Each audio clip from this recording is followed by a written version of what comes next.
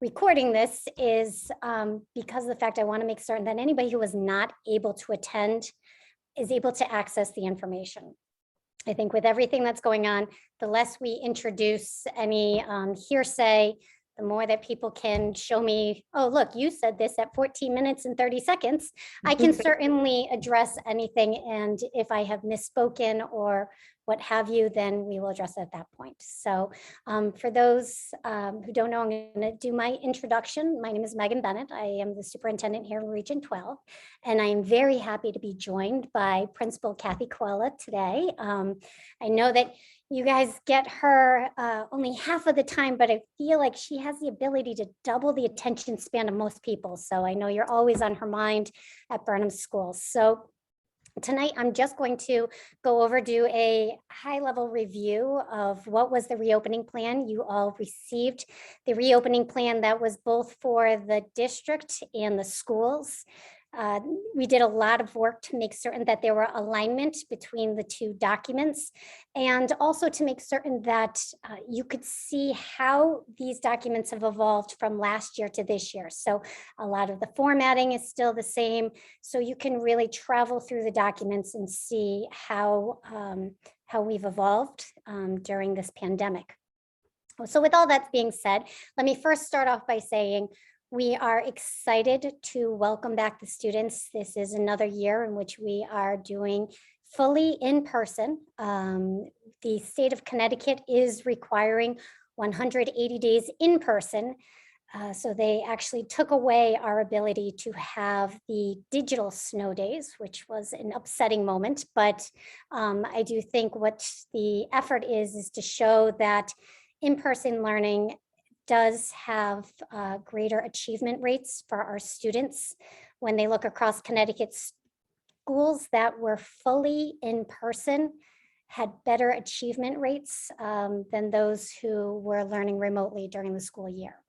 So as we go through the reopening document, I think the best thing to start off with, which is always that burning question regarding masks, and to say to you that yes, we are beginning this school year with masks on, and that is regardless of vaccination status. We will be utilizing social distancing. We have moved from 6 feet to 3 feet of distance. And the reason that we were comfortable moving from that 6 feet to 3 feet is because when doing the contact tracing, quarantine and those who fall within the direct contact for somebody who is positive for COVID, if it is within the classroom setting, it is 3 feet. So we're trying to make certain that we're not creating unnecessary quarantine because we've brought people too close. So we're still working within what are the social distancing limits that have been provided to us by the CDC and our local departments of health.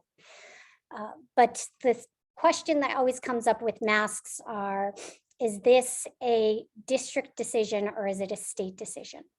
At this time, it is a state decision. They have Governor Lamont put out an executive order. So at this point, it is considered a law that we are following.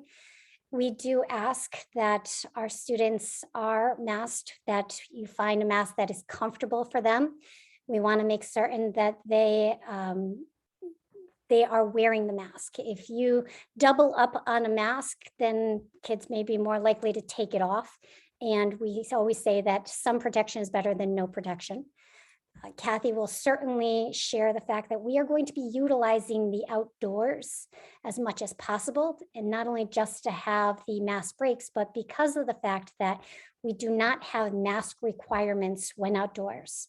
So that is a change from last year, whereas our students did not have to have masks at all times during recess. You know, we did allow for those mask breaks.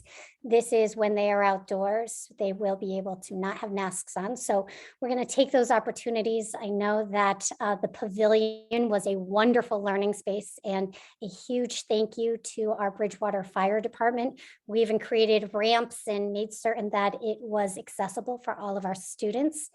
We will continue to use the towels that are outdoors. Music will be outdoors. Again, we don't want to have our students in masks, but we recognize that right now it is the safest way that we can conduct school and keep everybody in school.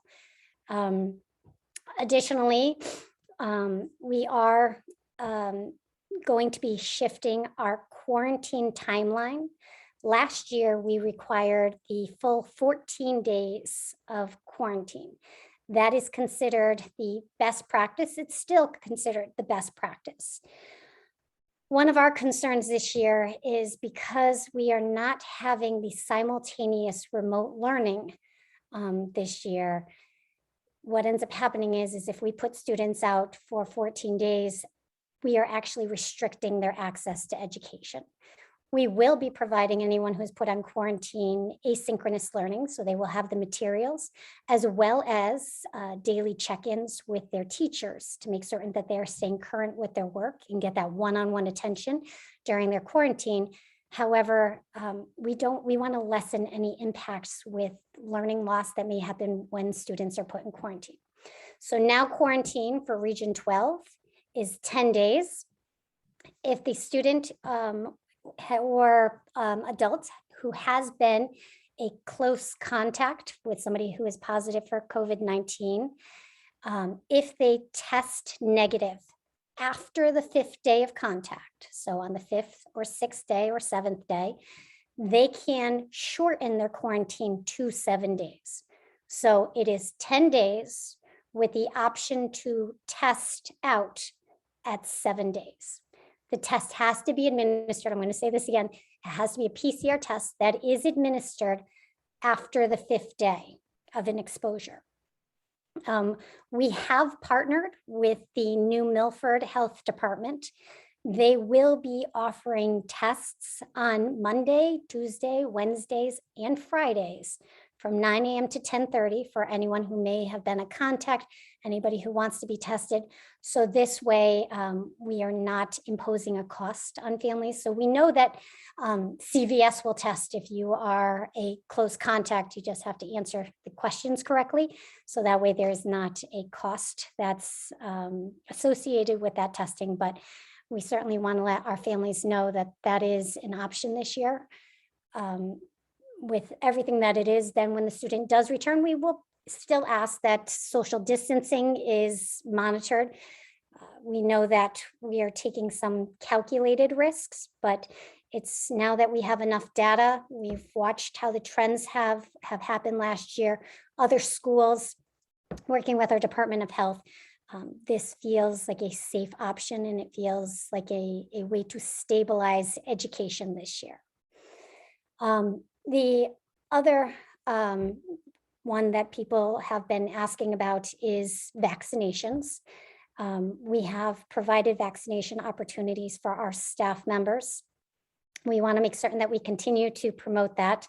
We know that there's some information from the governor's office regarding requiring school personnel to be vaccinated. We are still working through those details with legal, but we certainly want to make certain that if somebody is not vaccinated, that additional space is given between them and the students. So we will certainly be watching for those interactions. Everything we do, you're going to hear the words layered mitigation a lot this year, because it's not just masks alone. It's not just social distancing alone. It's not just having good ventilation. It's all of these things combined that are going to create our safer environment. And so that's what we are doing. That's where when we make some adjustments, such as taking off the masks outside, we'll still have some distance between our students, but they'll have fresh air. That is the ultimate ventilation. So it is a safer way to remove masks and know that they are in a low risk environment. I will never say that we are in a no risk environment, but we certainly are taking all efforts to make it a low risk environment. Some things that I hope come with some joy for our families. We will have recess equipment that students can throw a ball to one another. We want to make certain that we are introducing safe social interactions. We want our students to know, like, here's where you can get closer, and please, toss the ball back and forth to one another and play on the playgrounds. Enjoy these fresh air moments and safely, and not being afraid of one another is a very important move for us this year. Additionally, in looking at other things that you're going to see that is different this year, we will not be doing the temperature screening this year. Last year, I think we realized come January, no one ever registered on the thermometer. And actually, I think the lowest record that we got was one of the students registered at an 83.7. We knew that they weren't dead, but that did not seem like a realistic temperature. But what it actually allowed us to do is we were able to eyeball and screen each child.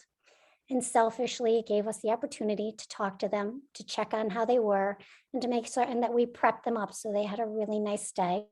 So we used those opportunities, but to know that we don't have to have the thermometer in our hand this year, I think is a nice liberating feeling for us. Some of the questions that people have asked regarding whether or not we are going to mandate testing, if we're going to mandate COVID-19 weekly testing, we are not doing that at our schools.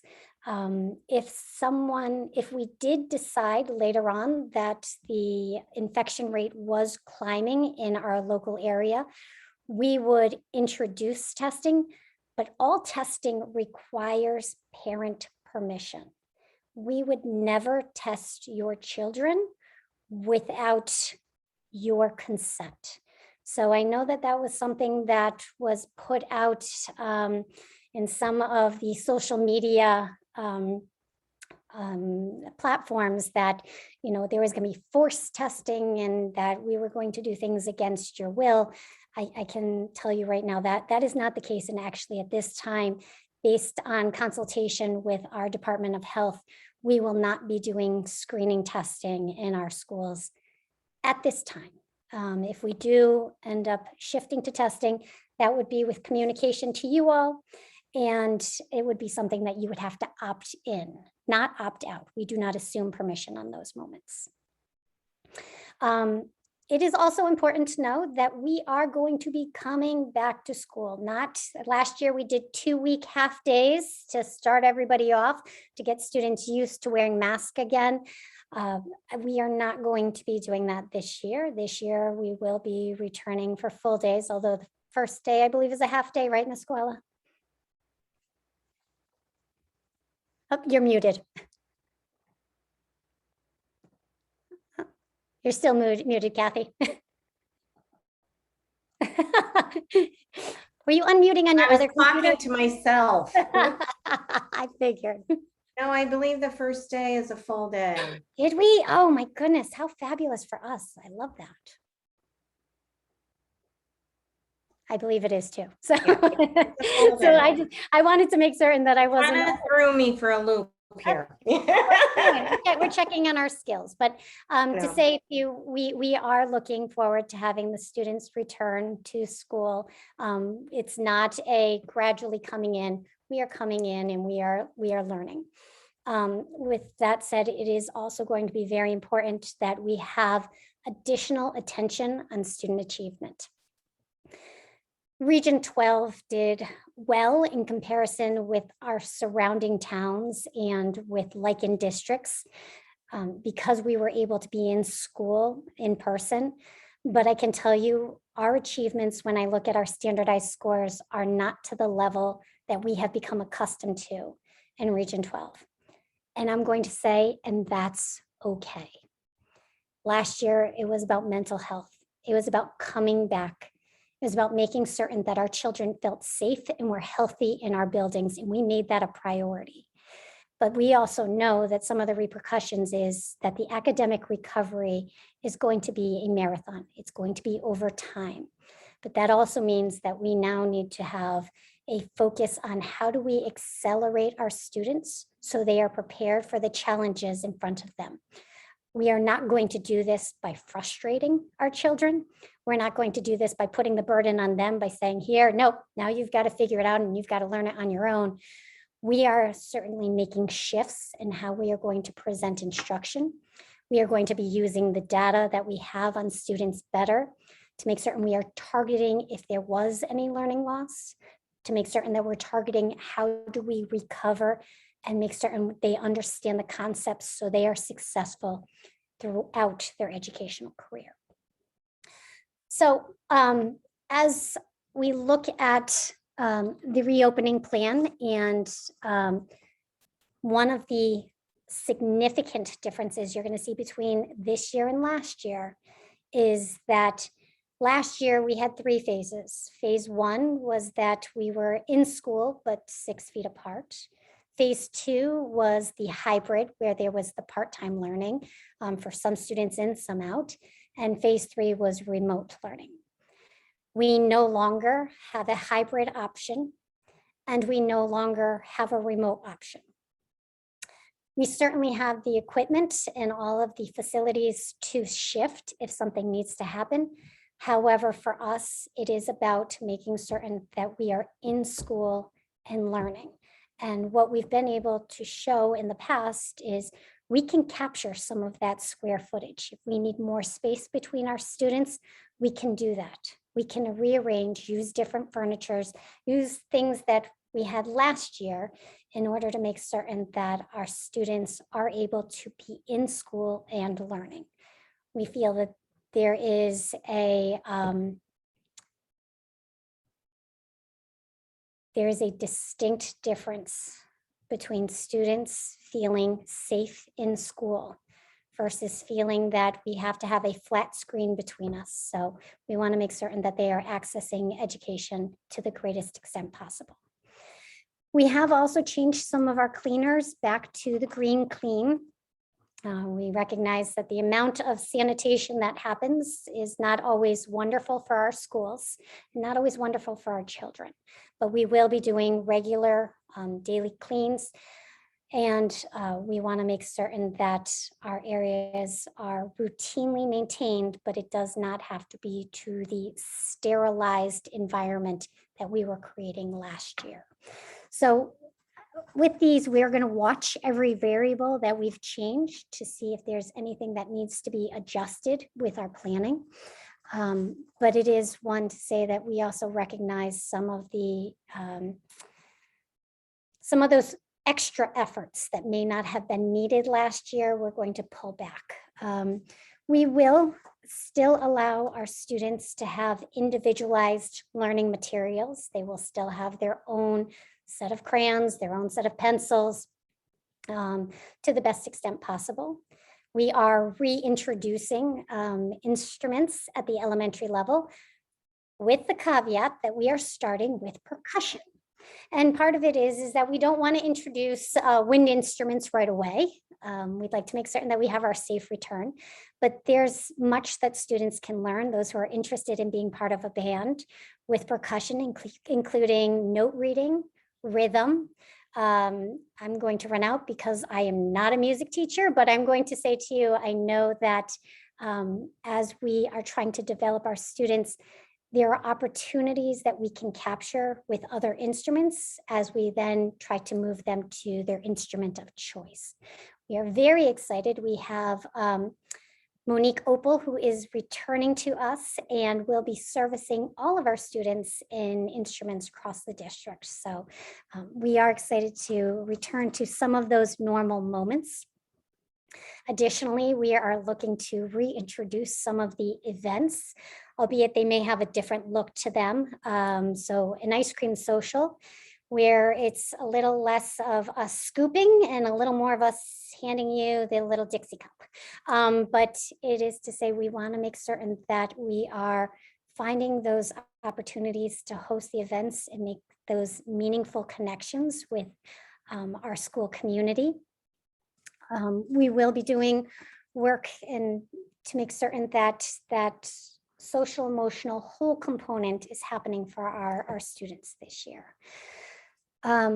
We will be having the option for families when it comes to parent-teacher conferences. If it was easier for you to Zoom, we will provide that opportunity again this year. Or for families that may need to hold special education meetings, we will give the choice of whether you prefer in person or if you prefer to do virtually. Open house will be virtual this year. We want all families to have the opportunity to see and speak with the teacher. And knowing that with some spacing issues we'd have by getting everybody into schools, we would not be able to have the true open house experience. And we want families to be able to interact with the teachers. So after much discussion, we decided that we would do the virtual option. So things that you need to know is that our buses will be running again this year, one rider per seat. They will have to be masked on the buses. Our buses will continue to have windows down for better ventilation. They will have assigned seats again this year. Part of assigned seating is not just to make certain that it makes easy on and easy off, but it also, in the event that there's any contact tracing that we need to perform, that serves as our guide as we then go and check bus videos, et cetera, to find out what exposures may have happened during transit. We are reminding our families that if you are indeed going to drop off your child or pick them up at the end of the day, that we ask, make certain you don't get too early to our schools. But when you are there, if you are coming right to our doors, we will need you masked as well when coming to get your child. And this year we do allow, if you are bringing home a child's friend, we will certainly facilitate all of those exchanges as long as we have parent permission to do such. We are looking forward to eventually introducing volunteers into our classrooms and into our schools, but right now our biggest push and our focus is to make certain we get kids safely in school, that we have the we're constantly watching what are local conditions and opportunities that we can afford. But for right now, I'm going to say, stay tuned. If you really, really, really want to volunteer, good, let us know. We'll let you know the time. So we are eager to have people return under the safe conditions.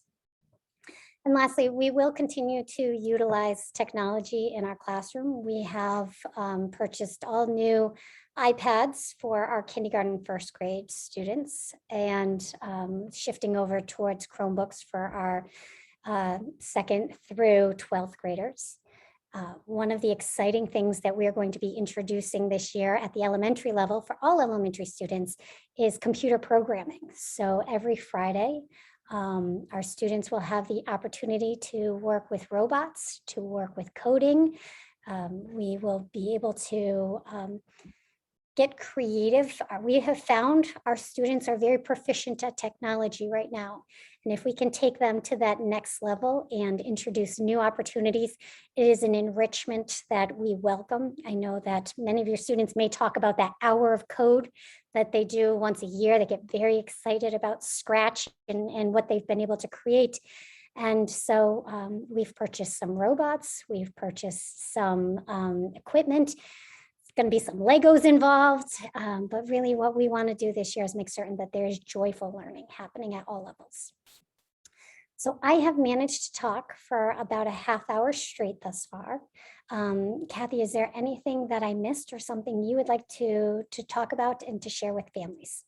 Yeah, I just wanted to talk a little bit about recess. So this year, I'm still doing the 2 different configurations. So K through 2 will have recess together and 3 through 5. However, this year they're going to be able to play together, and that's the biggest. I'm just loving it. I think the teachers are loving the fact that kids are going to be able to mingle. They can share their they have supplies. They can share the supplies. They can use all the equipment. But we've, doing it that way, we've still cut down the number of kids that are out at one time. So we're pretty excited about that. And we will use the outdoor space as much as possible, like we did last year. So, I think the teachers are raring and ready to go. And, we've gone through this before. There's just some slight changes. We're glad that we're down to 3 feet apart. That gives us more room in the classrooms. So we're pretty set and ready to roll and excited about that. Any questions? I don't know if you talked about the lunch program. We're still going to continue with the lunch program too. So it will be free again this year. So as long as you go on to the website and you sign up for lunch, your child will have lunch, and that starts the first day of school. All Any right. questions? And I'm also going to say to you, please feel free to utilize the chat function if you don't want to ask a question out loud, but you're also welcome to ask a question. And right now, Diana, hi, good to hear from you again. So the question that Diana has asked is, what will a sick day look like? Do children still need to be COVID tested before going back to school? And that question, that's a great question. So we are asking everyone to please report your absences to our school nurse. And through consultation, we can let you know what sounds like it is symptoms of COVID.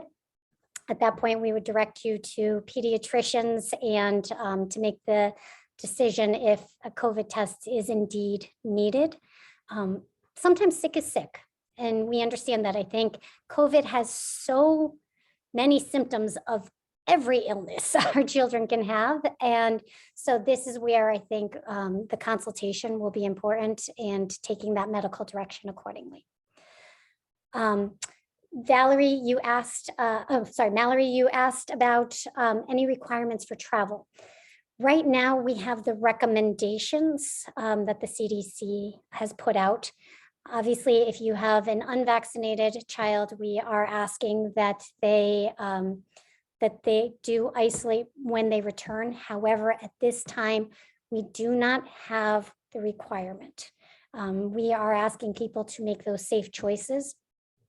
If you are indeed traveling to a place that is a hotspot, looking on the CDC, those are ones where we would like to have a conversation with you on what becomes a requirement and what doesn't.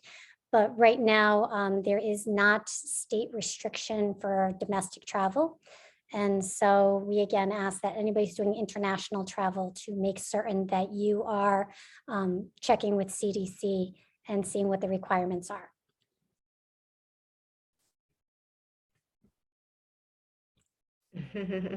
Problem. Other questions? Hey, Megan, I have a question. So what about mask breaks? There's going to be times we can't go outside, and I know we're going to utilize outside as much as possible, but it is a 6-hour day. So I want to make sure the kids are getting those breaks, and I want to know how they're defined. Yeah, we have 2, I just want to make sure I'm not, okay. We have at least 2 mask breaks, well, actually 3 mask breaks, just like we did last year. And so we'll find spaces where we can separate the students, either using the gym or available classrooms, because we do have extra classrooms. So they will definitely get 3 mask breaks a day. Sometimes they have to be in because we've had some inclement weather, but for the most part, they're always outside. Okay, will those mask breaks be in addition to lunch and snack, or are you including lunch and snack? Okay. Yes, well, there'll be 1 in the morning in addition to lunch and snack, and 1 in the afternoon in addition to lunch and, lunch and snack. Okay. But the big space obviously is during recess. So even if it's recess indoors, they'll have some mask break time then too. And how long are the mask breaks typically? Well, because we want to utilize outside, and because we know that depending upon the day, we want to say like 15 minutes, but if they're outside for recess and lunch, that's a pretty long time.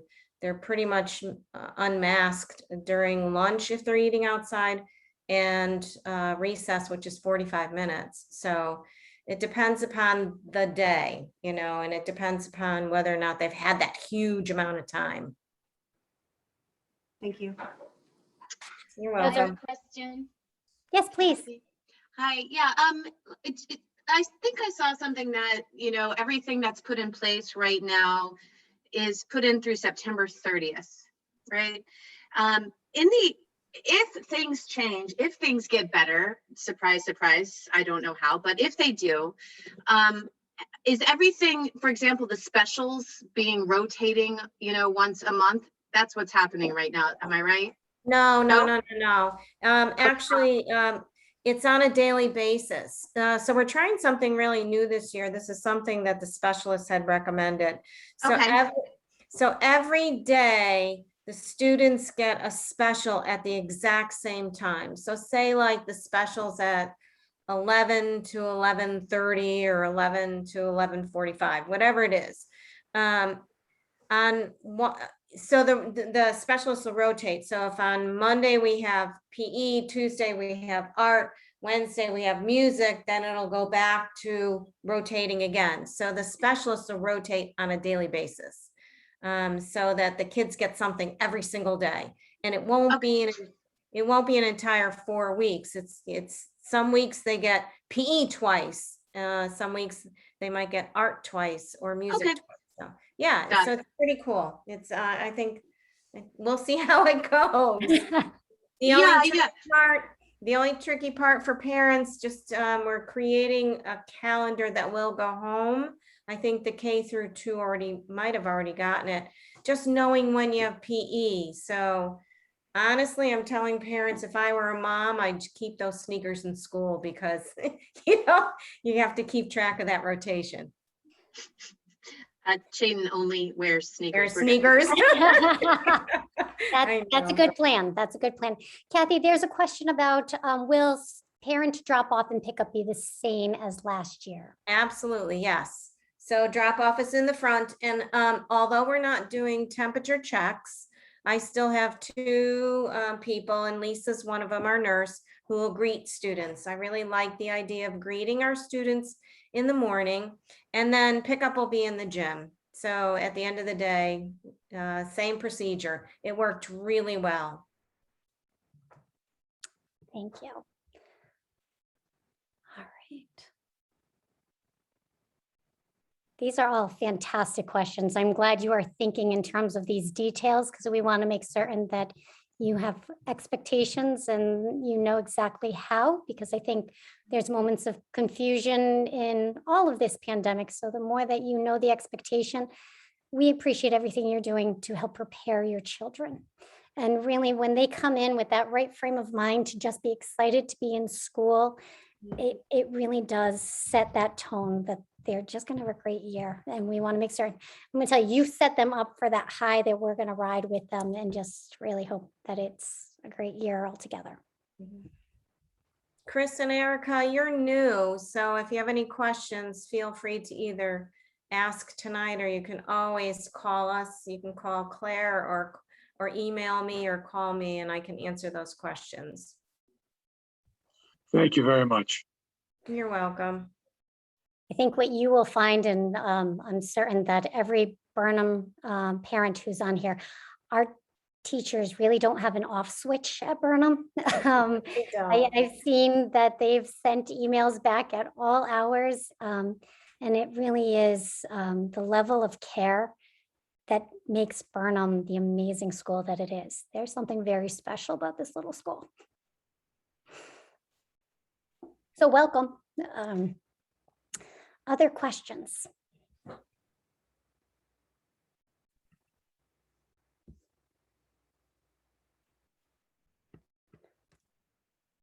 All right. Well, I'm going to talk just a little bit more, but I'm going to say anything that I say can certainly get interrupted by a question that you have. I'm going to say that we're going to continually look at opportunities to introduce new choices for our students. We are going to constantly look at what's happening with the local conditions. We're going to constantly be looking for how we're going to evolve. How we start in September may not necessarily be how we end in June. You know, it is our hope that we can have a big band concert. It is our hope that we can have the return to those events that we've loved, where people can have much more social exchanges and have you know, more of a potluck style event. But we recognize we can't do that just yet. So as we claw towards opportunities, we're going to capture the best of what we can safely, but we're going to also evolve as opportunities permit. So I'm looking right now. I see we had some people who had to run. So sorry, I just saw I had a chat and I wanted to make certain I wasn't missing a question.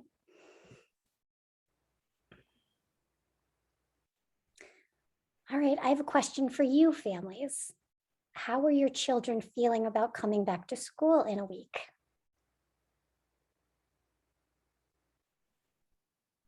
This is Kate. My kids are excited and nervous. They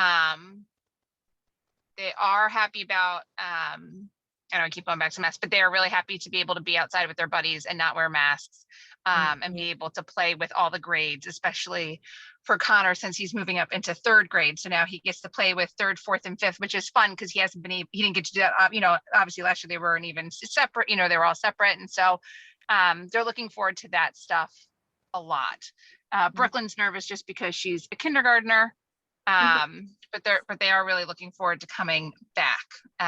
They're really pumped to see their teachers and their buddies. So yeah. Well, that makes us very happy. And I think, and thank you, Kate, for sharing also the fact of part of what is going to be exciting for them, because I think we want to make certain then honoring the ability to mix cohorts is something that kids are excited about. That's good for us to know, because we want and that we find those opportunities for them too. So thank you for sharing that, and even just knowing that they're happy to be unmasked outside. Those are good things. Okay, good. Other people want to sell your children out and tell us how they're feeling about returning? This Hey, is Megan, Kurt. I have one more question. Oh, I'm sorry, go ahead. Oh, okay. What does the classroom configuration look like? I know Ella's been asking in 3, 4, 5. I thought we were all going to be together again. I don't know if that's happening or if that's changed. Can you go into a little bit what our classrooms are going to look like and whether or not we're going to have the round desks or continue to have single desks, or the round tables? I'm sorry. Yeah, no, that's a good question. We're still, at the beginning of this year, still using desks because we have to be 3 feet apart. But I have 3rd grade like I did last year in one room and 4, 5 in another room. But we are looking for ways to, since we are mixing them at recess, to also look at ways that we can start to mix the 3 through 5. It'll be baby steps at first, and then moving forward. So I'll be working with the teachers, because the teachers will have to, you know, teach different subjects in different groups, and I want them to go back to that. Now, there is also the exciting news, Kathy, that we also will have brand new furniture for our students in December. And actually the type of furniture we bought, it has the ability for the desks to come together and separate. So Nice. we're designing for the eventuality that they can start grouping, but it will be, so we've actually invested in that. And so our hope is that as things get healthier and then they get to see and new furniture in the classroom, that becomes also welcome and they see that as some freedoms too. I'm sure it will be. Thank you. Are the teachers still flopping back and forth switching back and forth between the classes, or will they have like Miss Collantine for 3rd and no, I'm asking, yeah, that's another good question. No, I'm asking them to go back and forth because I really want to get back to that multi-grade configuration. Same thing with the K through 2. It was hard last year, there's no doubt about it, because we are a multi-grade configuration and we like that.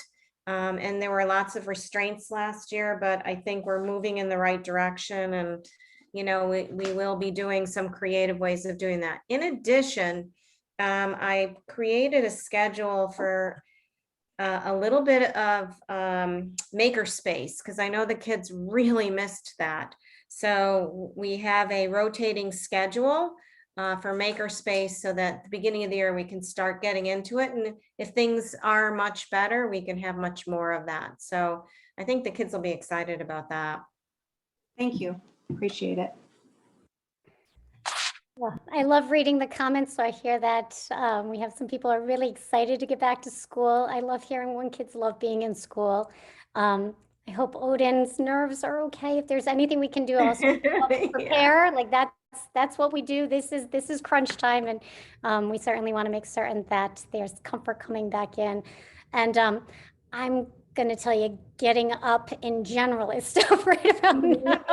So I am all with Ari on that one. So, well, I'm going to stay back for any questions. If anybody wants to, stay behind to just ask one-on-one, I'm going to stay here for a little while longer. But I want to say to you all, thank you. Thank you for the trust you give us to care for your children. It is something that we hold sacred, and we are not looking to violate that trust. All of our decisions that we make, it's never done in a bubble. We also know when we are not qualified to make the decisions, and we seek the experts in order to help us. But you also are part of that expertise.